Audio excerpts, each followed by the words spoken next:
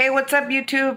So I know I haven't filmed in like forever, but it's been a crazy month and a half, and I wanted to film this because I'm feeling good. I don't look that crappy today, and I wanted you guys to meet my baby. So let me go ahead and get her in the frame here with us. Hold on. This is Alina Janelle. Say hi, Alina. She's mad. She just finished eating, actually, and she's so sleepy.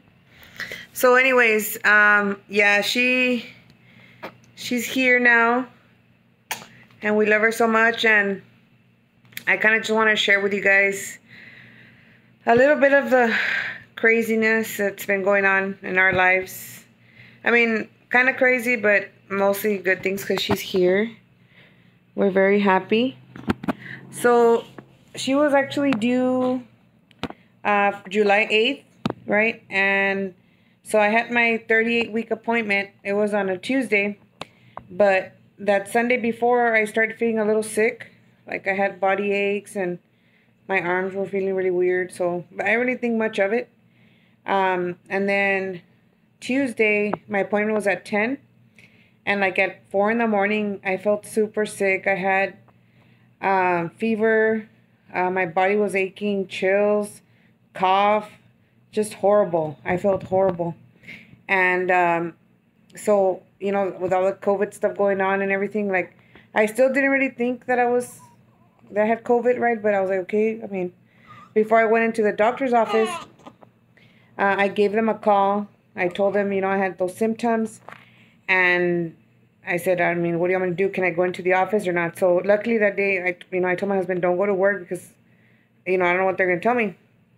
And so I called the office, and the nurse, she talked to the doctor, and she's like, no, go home, get your stuff, because he's going to send you to the hospital. And I said, okay, like, am I just going to get tested, or, you know what? She said, we're going to test you for COVID, and he might want to deliver today, because technically I was already full term, because she was already 38 weeks. So we came back home. We ended up going back to hospital like at noon. And I went into the ER. I mean, they were busy, you know, so it took a while to get me in there. But I mean, I wasn't feeling sick because I had taken Tylenol. I took like 500 milligram tablets, and I felt fine. And then finally, like I want to say like at 3, they finally got in contact with doctor, because he supposedly sent in the orders, but they didn't receive them. So they took me to the room, and they took me like to the very last room of the maternity hall, because I was like, you know, gonna get tested for COVID. So then the nurse came in, and they were pretty much already assuming I had COVID, because they were like all suited up, you know, for their protection and everything. So then they took the swab test. They swabbed my throat for like strep, all that stuff. So then she's like, you tested positive, and I was like, oh my God, like I freaked out, like, what? Like, I have COVID? Like, it was crazy. And I felt so bad. Like, the first thing I felt was, I felt so guilty because I had been at my mom's on Sunday. And then I'm here with my kids and my husband, you know, all day. I was like, oh my God, like, I was worried for them, you know. So then, and then they called the doctor. I mean, of course, they notified the doctor, and then he was there like within 30 minutes, and he's like, we're going to deliver you. So he popped my water like at 5:30, and I was already like 2 centimeters dilated, even before he got there. And sorry, my hand's shaky. Hold on. So then, that was like at 5:30, he popped my water. And then what happened after that? Oh yeah, he's like, are you going to want the epidural? And I said, yes, please, because, you know, freaking hurts. So, like within like 30 minutes, the guy with the anesthesiologist came in, and he gave me the epidural.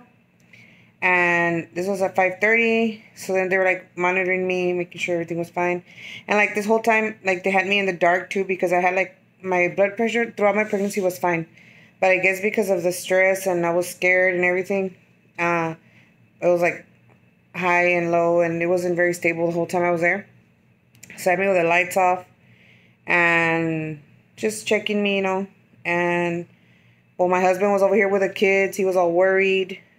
And like, it was so weird because this experience was like nothing compared to you know, with my other kids, because my husband wasn't even there with me when I delivered, which was like super sad for me because I mean, it's a very special moment, you know, in your life. You bring a new baby into the world, and you hope, or normally, you know, your spouse is there, but it didn't work out like that this time. So then, you know, I was there the whole time. I was okay. And then like at 10:20, she checked me. And this was June 23rd, okay, and this was 10:20 p.m. And she's like, "Oh my gosh, you're already at 10." So she called the doctor, and he came in real quick by like 10. I think she was born at 10:42 or something like that, but she came out really quick, like, and she was a big baby because my daughter Erin was 6'9".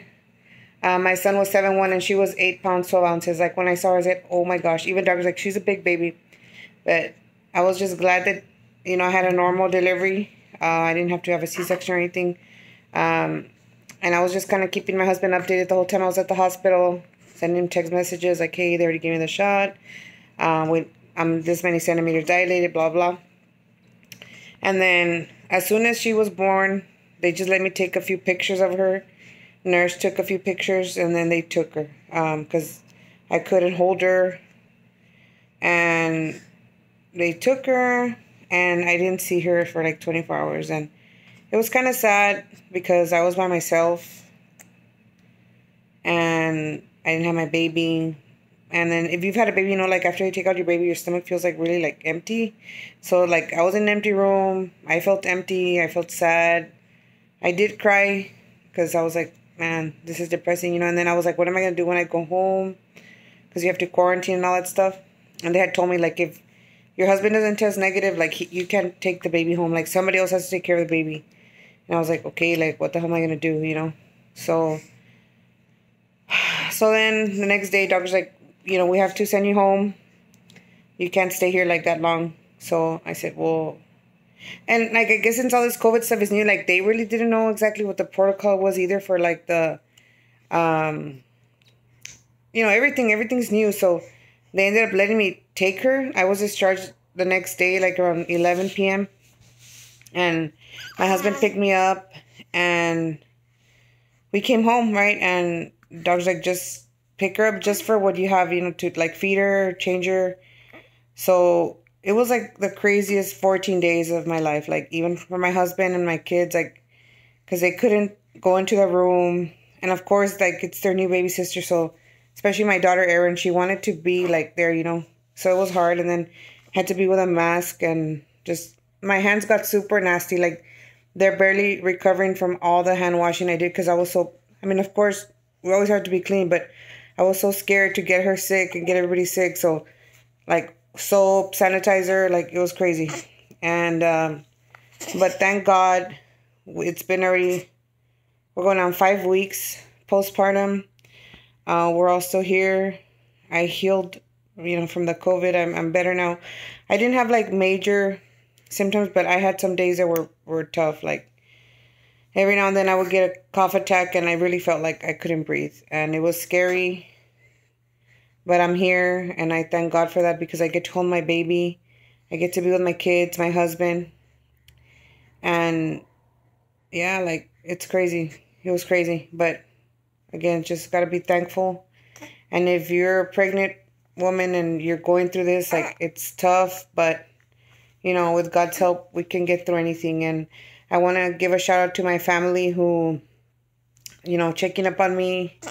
And my brother-in-law also, like, checking in on us and then bringing us stuff. My sister Angie was, like, bringing us food for the kids. My brother-in-law brought us a bunch of water for, like, just the cleaning supplies, a bunch of stuff. Like, you know, we're so lucky to have such a loving family that is always, you know, always has our back. So thank you guys so much. Like, it's those things that kind of make you realize that, like, no matter what you're going through, like, your family's always going to be there, you know. And I love you guys so much. And again, I'm just so happy to be here. And I just wanted to share with you guys a little bit of my delivery slash COVID story. And I wanted you guys to meet Alina. So again, here she is. Say hi, mommy. Her eyebrows look a little crazy because she's got that kind of cradle cap thing. I don't know if you guys heard of that, but isn't she beautiful? So beautiful. Right, mommy? And she looks like her dad. Why would she look like me, right? I love you. So I hope all of you guys are staying safe. If you're pregnant, be extra careful. Yeah. Anyways, guys, just to wrap this up, again, I just wanted to share with you guys a little bit of my delivery story. I didn't go into like super detailed, but just the gist of it. And I wanted to present my baby girl to the whole world, or like the 7 people that watch my videos. But anyway, I hope you guys stay safe and you guys take care, okay? We'll see you guys in the next one. Hopefully, I'll get to film something. Maybe I'll just be vlogging because I don't know about the makeup. I haven't done... I mean, you guys are lucky I have gel on today and earrings because I've been like... My hair's been crazy. But yeah, I'll see you guys later. Thanks for watching. Bye.